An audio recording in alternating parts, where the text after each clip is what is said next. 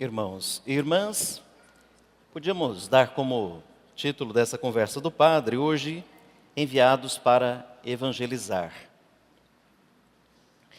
Jesus envia os seus discípulos para que eles preguem o evangelho, para que eles anunciem o reino de Deus. Vão 2 a 2, sem seguranças humanas, materiais, não precisa levar uma mala muito grande, não precisa nem levar mala, né? Não levem, a não ser a túnica. Também não precisam fazer reserva de hotel, não precisam contratar um salário. Vão na fé, na força da palavra e na força do Espírito. E daquelas redondezas da Palestina de então, a palavra de Deus avança até os confins da terra.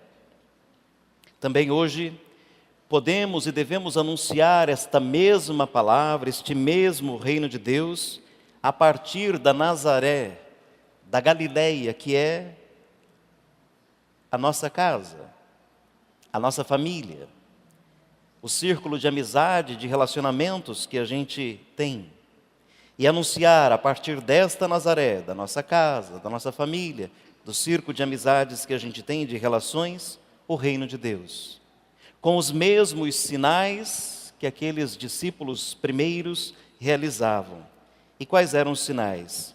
Expulsavam demônios e curavam as pessoas. Bom, no tempo de Jesus, as possessões demoníacas não tinham a ver com os espetáculos que hoje aparecem. Vira e mexe, e há muitas especulações, surge algum filme sobre exorcismos, e tudo é ficção, tudo é uma obra de arte, ou seja, não guarda muita semelhança com a realidade. Não são todos os padres que são exorcistas, eu não sou. O Brasil, eu acho que não tem mais de 2 dezenas de padres exorcistas. Não é uma coisa de espetáculo, que você marca a hora e mocha o diabo. Mas no tempo de Jesus, havia muita ignorância científica, médica. Então, as doenças não eram conhecidas como tais. Vou só citar um exemplo. Uma pessoa que tenha crises de epilepsia. No tempo de Jesus, não se tinha esse nome, não se tinha essa consciência. E se você pegar hoje, gente, é só um exemplo, viu? Se pegar hoje, né, uma pessoa no momento de crise epilética e ir à procura de um desses exorcismos que fazem por aí espetaculares, a semelhança é total. Se contorce, se bate, baba. Enfim, é uma verdadeira, pelo amor de Deus, é só um paralelo. Uma verdadeira possessão. Só que hoje, não somos ignorantes quanto a isso. Entre chamar o padre e o pastor para exorcizar uma pessoa epilética e um socorro médico, qual que vocês vão chamar? Não sabem? Então me ajudem. Qual que vocês vão chamar? Ufa. Ou seja, nesta hora você está sendo um instrumento de libertação, exorcista, cura. Hoje, as possessões, sempre elas vão ter um quê de sequestro da pessoa, de cerceamento da liberdade. Então hoje, outras coisas, outras forças nos dominam. Outras forças nos sequestram. Quase todas têm a ver com ilusões que a gente tem. E que começam muito agradáveis. Imagina se um demônio aparece de chifre, de tridente, a gente nem dá bola, já morre logo. Mas a gente não cederia a algo feio. Quase todas as coisas feias que a gente cai, elas não começam feias. Elas vão comendo pelas beiradas. Elas vão tocando os desejos que a gente tem. Elas vão mostrando que aquilo é bom, que aquilo é o que você sempre quis, e agora chegou a sua hora, a sua vez. Vai na fé. os vícios que temos, não importa qual seja, os vícios que temos. Tem gente que diz, por exemplo, na questão de fumar, que fuma porque quer, enfim, não se sente viciada. Só que se você diz assim, então para, ela não para, porque não consegue. Só que ele faz tão bem feitinho que você até acredita que você que está no controle. Então, quantas ilusões a gente tem, que na verdade são verdadeiras possessões demoníacas. Eu diria até que a gente poderia mudar um pouco a história. Ao invés de uma possessão demoníaca, seria uma despossuição de si. A pessoa perde todo o controle de si, o comando da sua vida. E daí ela fica à mercê das situações, das pessoas, dessas forças. Com isso estou negando que o diabo exista? Não. Com isso estou negando que haja, sim, momentos de possessão? Também não. Disse que existem mesmo no Brasil algumas questões. Certa vez me lembro, eu achei que eu ia falar pouco, mas acho que eu já vou falar bastante. Certa vez me lembro num encontro, tinham vários padres, bastante gente, e de repente eu estava quietinho lá num canto, assim, até disfarçado, né? Quieto. Aí me chamaram porque tinha uma moça lá, meio, vou usar uma linguagem mais assim, meio desmaiada, e a meninada rezando sobre a moça porque achava que ela estava possuída. Na verdade, tinha sido sugestionada com um monte de coisa, a vida dela estava uma porcaria, e foram mexendo na oração e ela saiu da casinha.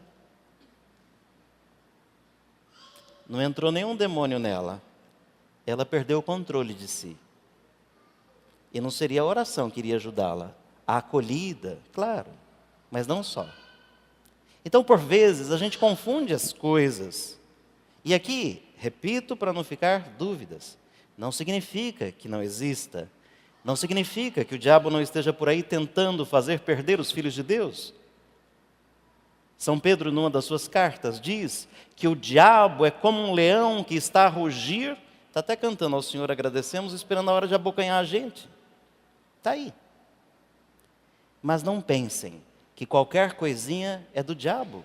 Muitas coisinhas são da nossa vontade, das nossas escolhas, impensadas e refletidas, as ilusões que criamos e nós vamos à procura delas e não da realidade que temos.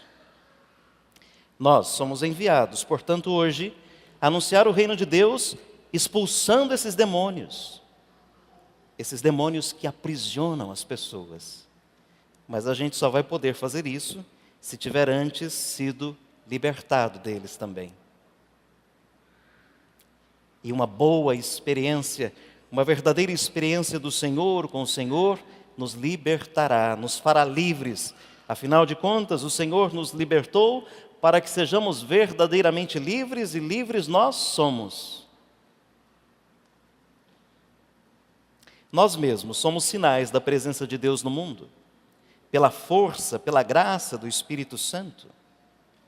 De outro modo, somos enviados ao mundo para anunciar, para testemunhar que somente em Jesus está a felicidade que tanto anseia o nosso coração.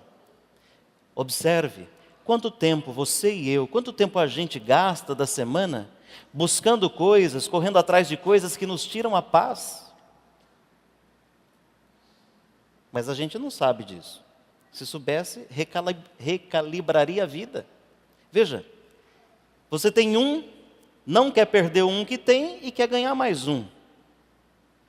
Você tem dois, não quer perder os dois que tem e quer ganhar mais dois. E isso vira uma contínua fonte de esgotamento, de tensões. Então, quanto tempo da vida da gente a gente investe à procura de coisas que mais nos tiram do que nos trazem a paz? A gente vai se tornando mais embolado, mais complicado, mas acha que está lucrando, perdendo saúde, perdendo vida, perdendo os encontros com as pessoas.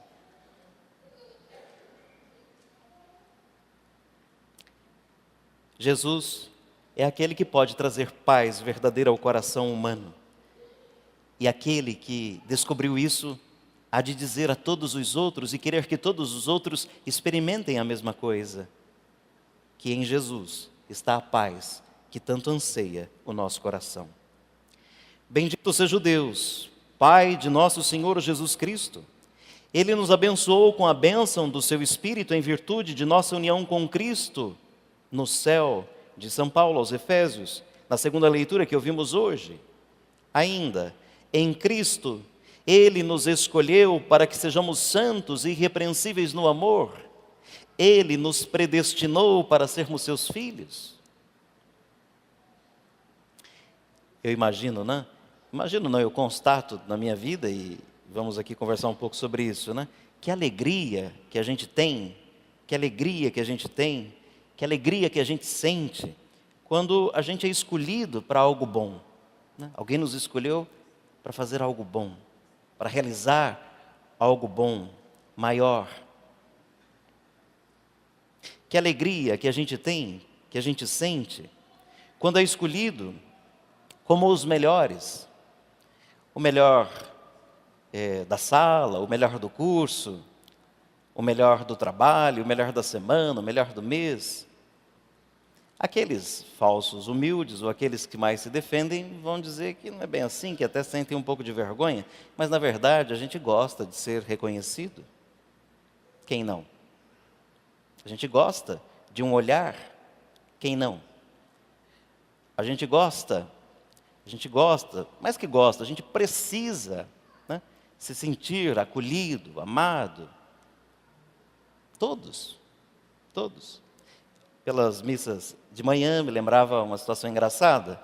Dom Agostinho, que já é falecido, nosso bispo, terceiro bispo da diocese. Ele era um sujeito forte, né, um homem forte, mas era um homem também simples, forte, mas simples.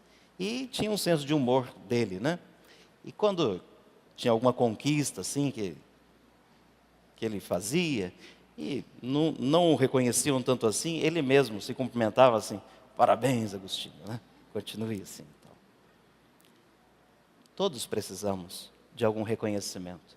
Também me lembrei do seminário da professora Nésia, já falecida, lecionou lá há 38 anos, dava aula de física, e sempre ela põe uma mensagem, e nem tinha essa febre de coaching, viu? Naquele tempo, 22, 23 anos passados, né, não tinha. E ela sempre punha lá, né, o conceito da prova, se era 5, 8, 10, o que fosse, e sempre punha uma mensagem motivadora, né, dizia assim, né, se fosse a melhor nota, né, parabéns, continue campeão, o primeiro lugar do pódio está reservado para os melhores, seja como Ayrton Senna, era da época, né? Continue campeão. Era o jeito que ela tinha de estimular a gente a continuar dando o melhor. Se não fosse do resultado, o melhor do esforço. Porque às vezes se não vem o resultado, a gente também cansa do esforço. Acaba não se esforçando mais. Mas que alegria que a gente sente quando passa num concurso que tanto queria. Que alegria que a gente sente quando é convidado para participar, quando é escolhido para participar de algo que vale a pena. E por que estou dizendo isso? Porque o Senhor nos escolheu. O Senhor nos escolheu. Ele nos escolheu para sermos seus filhos. Ele nos escolheu para sermos bons. Ele nos escolheu para sermos perfeitos em Cristo, no amor. E que alegria que a gente sente. Às vezes a gente foi escolhido e nem alegria sente. Desconhece essa escolha, essa graça que Deus nos concedeu. Hoje, portanto, irmãos e irmãs, somos chamados a viver uma vida agradável aos olhos do Senhor, que nos ama, que nos escolheu, que nos envia e vai conosco. E Ele nos envia 2 a 2. Não podemos caminhar sozinhos. A caridade não se vive só consigo, é preciso um outro. Da tradição judaica era preciso sempre 2 testemunhas. Quando a gente faz uma viagem sozinho, por mais bonitos sejam os lugares, a viagem nem sempre é a melhor que a gente faz. Quando a gente caminha sozinho, parece que a coisa vai mais devagar, mais pesada. Quando tem alguém, né, entretém-se na conversa, a coisa flui rápido. O Senhor nos envia para o mundo, E pregar o Evangelho, portanto, não é fazer propaganda da Bíblia, não é fazer propaganda da igreja, não é fazer propaganda da paróquia, nem do pregador que você gosta, mas é por meio de uma vida coerente iluminar o mundo com a presença viva de Jesus. Cito para terminar o pensamento de um padre. Ele diz assim: nós não nascemos para uma vida cômoda, nós nascemos para o céu. Um católico bem instruído, um católico sóbrio e que reza, é um raio de luz na escuridão. É verdadeiramente um filho da luz, que vai iluminar o caminho dos outros. Contra este, nada pode o inimigo de Deus, nem o inimigo dos homens. O Senhor nos ama, o Senhor nos escolheu, o Senhor nos envia, e Ele vai conosco. Que a nossa vida seja um testemunho, um anúncio das maravilhas que o Senhor realizou e ainda hoje realiza em nosso meio. Louvado seja nosso Senhor Jesus Cristo.